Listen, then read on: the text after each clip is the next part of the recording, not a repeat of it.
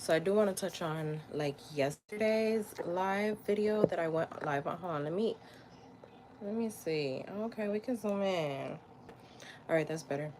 So yesterday I touched on like depression and like when someone's going through it, don't be so like just chill. You know what I mean? Like relax. Don't take offense to someone else's like struggle. And like I know how like a lot of people they be like, "Oh, just, get up." Like some things are easier said than done. Don't be forcing nobody. Like don't like people go through stuff. Anyway, I was saying that to really talk about how I started going into depression. And it's really because I started overthinking my own boundaries and my own positions that I played. And literally, that was like everything that I did.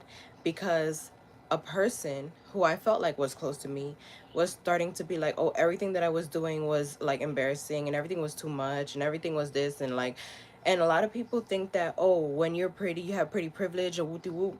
And I felt like, okay, it's cool to have a nice smile or whatever, but a lot of people try to play you and try to make it seem like they can use your smile much against you. Like, oh, well, you seemed like you was happy, so and they'll literally go all the way and like, I'm talking about stepping all over your boundaries. And certain things you should be ashamed to really kind of talk about. And I don't think I'm ashamed because I'm not that kind of girl. I mean, I'm not that kind of girl to allow things to happen. And I'm also not the kind of girl to shy away from things definitely happening to me. Like, some people would think that you should stay quiet, and just keep your stuff to yourself or else you're embarrassing yourself. And that's actually not the truth. I feel like the more you talk about what's going on with you is the more you get to heal from it, you know? And anyway, I say that to say while I was going through my depression, my ex knew that I was depressed and everything, and I had a couple of people who knew that I was depressed, and like I said, they didn't really, it was a couple of people who didn't really like me. They didn't really like my confidence. They didn't like how intelligent I was. They didn't like anything about me. I didn't do nothing to these people. They just didn't like me. And I felt like they knew that I was upset. They saw the whole thing play out and knew that it was just like crushing me down. Like I said, I went out with my ex like everywhere. And so they knew, right? So what they would do is play on my emotions, like continue and continue and continue.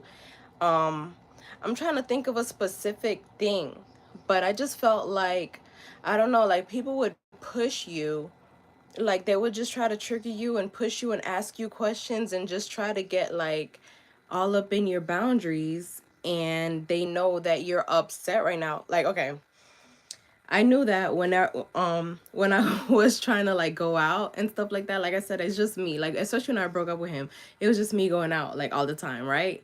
And while I was going out, I didn't really like to be around people, especially because people were so nice. They didn't really understand why you were so sad, especially because, like I said, my heart was broken. So I was like always busting out crying, not understanding what is going on. Like, did I do something wrong? And I'm literally like hesitating, thinking about everything. So, you know what?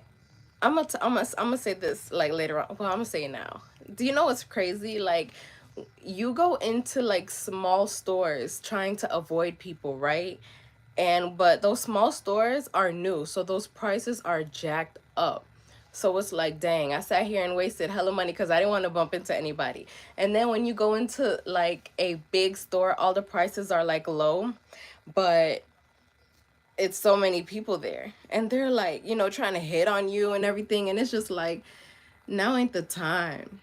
It's not the time. And I was like tired of people thinking that, oh, what's wrong? Am I weird? Like, not me, but like them. They would think that, oh, it's them who's weird. It's them who does this and them. And it's just like so much going on all at the same time. Girl, those days were intense. And I'm just happy that I've healed from them. There's so many other like things that added on to my depression too that that prevented me from like talking about my healing process. Like I've healed up and everything, but it's people who think that I'm still depressed and they still like act on, oh, I must have forgotten, stuff like that. Like they try to play on my memory, play on my mind, like literally gaslight me basically into like, I don't know, something that'll benefit them. there's so many things that literally trauma pushes them from your mind on purpose so that you can heal. And I've been protecting my healing because I want to heal. Like, I wanted to be happy again, and I didn't want anyone to take my happiness as a storyline or a think piece or anything like that. Like, you know what I mean? Anyway, oh, child, my phone is about to die. I have to charge it. But yeah, I don't know. Like, I'm trying to think of one specific thing. And literally, like I said, my memory, because I tried to forget everything that people's done to me. But I mean, they come back. Like, they come back when I'm not all excited. Like, they come back when I'm in the middle of doing something. Like, now, you know, when you get writer's block, yeah, it's almost like you get topic block too. But because it's not something that you kind of really want to talk about, or it's not something that people normally talk about because it's so taboo. It's almost triggering to talk about how, you know, why you were angry, why you felt so down, why, like, no one wants to know that. Like, no one wants to talk about that. Get over it. Like, you know what I mean? Everyone's like, get over it. Anyway, so yes, I've gotten over it, but I've learned a lot of things along the way. And those are the things that I kind of want people to understand. Like, it's not the end of the world. Some people, oh my God, it could be the end of the world for them. And some people literally want it to be the end of the world for you. You know, they'll try to push you and push you and push you and cross all your boundaries because now it's just you. They know that it's just you because depression had you like recycle everybody and everything.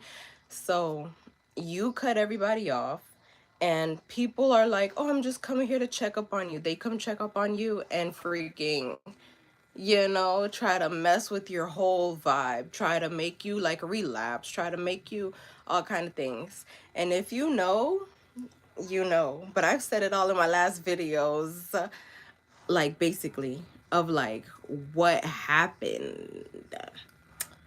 I mean, I only said what majorly happened. Like, I was with my ex and everything, and that's what happened. But I'm talking about as far as like everyone else who witnessed that I was with my ex and what they contributed to the whole thing. And I think that's what my next couple of videos are going to be about, because it's important to me to see my progress and to see my growth, because other people need to grow. Like, it's not the end of the world. That's all I have to say. And so make sure you subscribe, like my videos, and I'll be back with details.